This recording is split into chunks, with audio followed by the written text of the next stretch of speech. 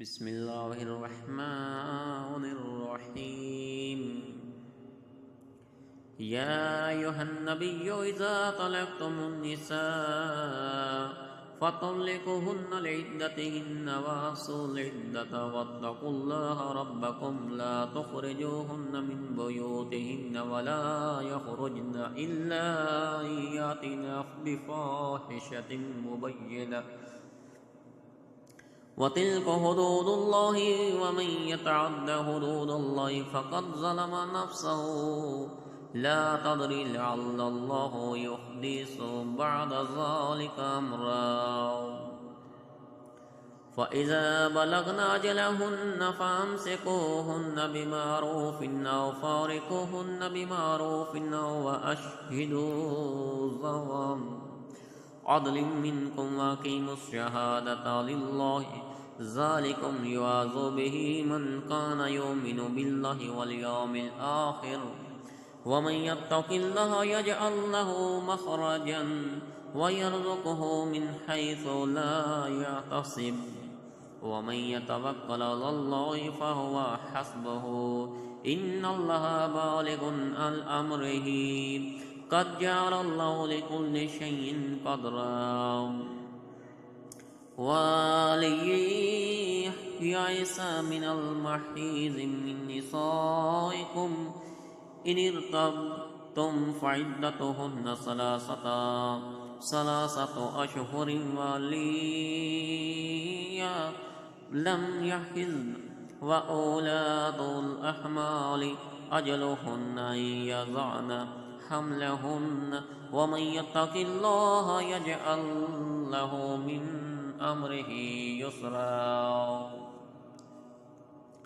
ذلك أمر الله أنزله إليكم ومن يتق الله يكفر عنكم سيئاته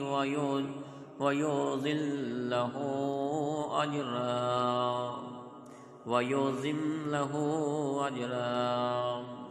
أسكنوهن من حيث سكنتم من وجدكم ولا تضاروهن لتضيقوا عليهن وإن كن أولات حمل فأنفقوا عليهن حتى يضعن حملهن فإن أرضعن لكم فآتوهن أجورهن وأتمروا بينكم بمعروف وإن تعاسرتم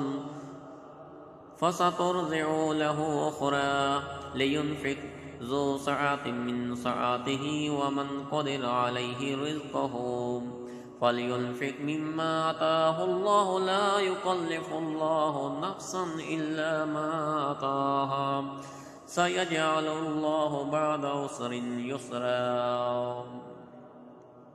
كأي من قرية أتت عن أمر ربها ورسوله فحاسبناها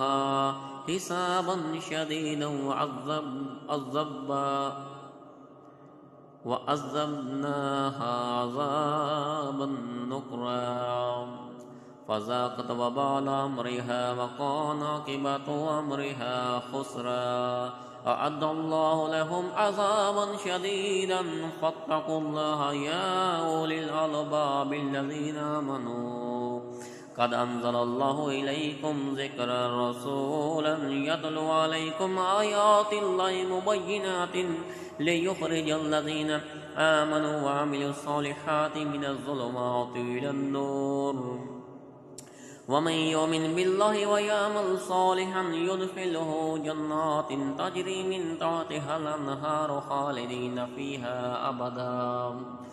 قد أحسن الله له رزقا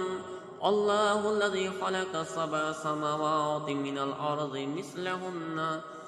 يتنزل الأمر بينهن لتعلموا أن الله على كل شيء قدير وأن الله قد أحاط بكل شيء عليم وأن الله قد أحاط بكل شيء علما